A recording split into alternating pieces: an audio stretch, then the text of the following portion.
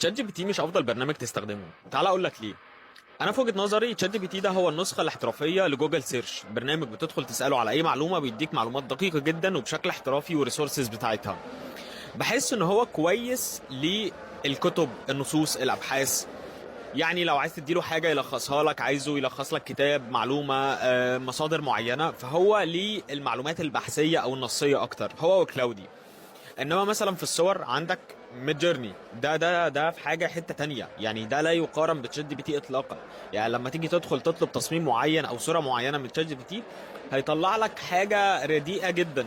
انما ميد جيرني لا، ده في حته تانية خالص خالص.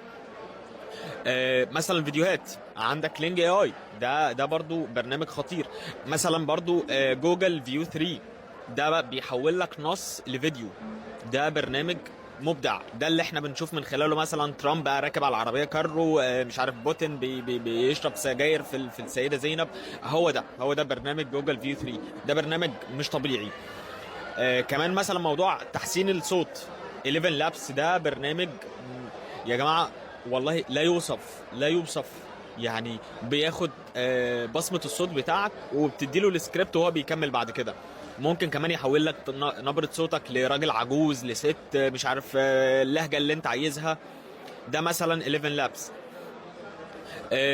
يعني دي برامج معينة للصوت، للصورة، للفيديو، دي تخصصاتها. لو انت مثلا عايز في مجال الداتا اناليسز، احنا بنستخدم مثلا نابكن للانفوجرافيك، للديزاينز، ده حاجه برضو مش طبيعيه. جاما اي اي للبرزنتيشنز. اصلا مايكروسوفت عندها كوبايلوت. كوبايلوت ده موجود جوه كل برنامج من برامج مايكروسوفت. يعني فتحت الاكسل هتلاقي كوبايلوت، فتحت الاوتلوك، فتحت تيمز، فتحت باوربوينت، الوورد، هتلاقي جوه كل واحد فيهم ايكون والكوبايلوت، وده دوره بقى، يعني حتته يعني هو خلاص دي بتاعته. يعني لو انت فاتح مثلا الباوربوينت وطلبت منه، قلت له انا عايزك تلخص لي البرزنتيشن دي مثلا في 2 سلايدز، هيعمل لك كده بشكل لا تتخيله، بجد مش طبيعي.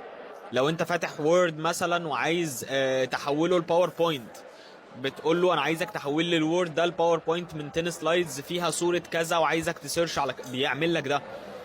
لو عندك ايميل معين بيلخص لك ميل وبيرد عليك بالنيابه عنك. يعني الكوبايلوت خلاص، هي مايكروسوفت عامله الكوبايلوت عندها، فده مفيش احسن منه داخل برامج مايكروسوفت.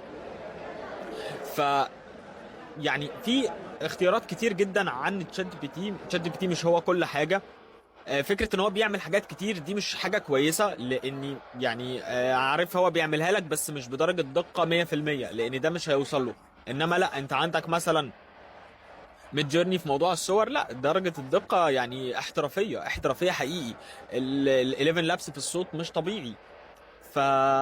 فلازم تبقوا شغالين على البرامج دي ويبقى عندكم فكرة فيها، لان فعلا مهمة، وفعلا يعني اتقانها هيوفر لكم فرص كتيرة جدا في المستقبل ان شاء الله، او من الوقت الحالي كمان. صباح ومساء الخير عليكم.